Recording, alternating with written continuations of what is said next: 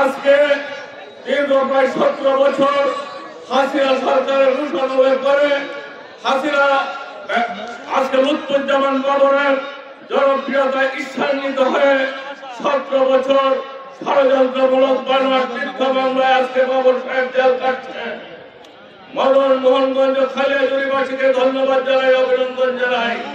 একজন নেতার অনুপস্থিতিতে ওনার নির্বাচনী এলাকার জনগণ ওনাকে দেবদন্তরে ধারণ করে আছেন, মনে লালন করে আছেন। ওনার জনপ্রিয়তা, উনি যখন এই এলাকার এমপি ছিলেন, উনি যখন মন্ত্রী ছিলেন, সেই সময় থেকে আজকে উনি বেশি জনপ্রিয়। আজকে নতুন প্রজন্মের কাছে বাবর সাহেব অহংকার, নতুন প্রজন্মের কাছে বাবর সাহেব গ্রহণযোগ্য ব্যক্তিত্ব। আজকে বাবরের জনপ্রিয়তা ঈর্ষান্বিত হয়ে আছে না, 17 বছর কারাগারে আছেন বাবর সাহেব।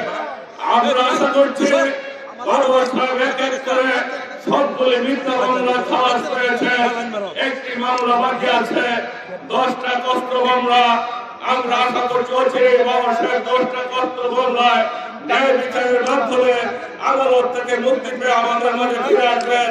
মদন মোহনগঞ্জ খালিয়াজুড়ির মানুষ তাদের প্রিয় নেতাকে ফিরে পাবে।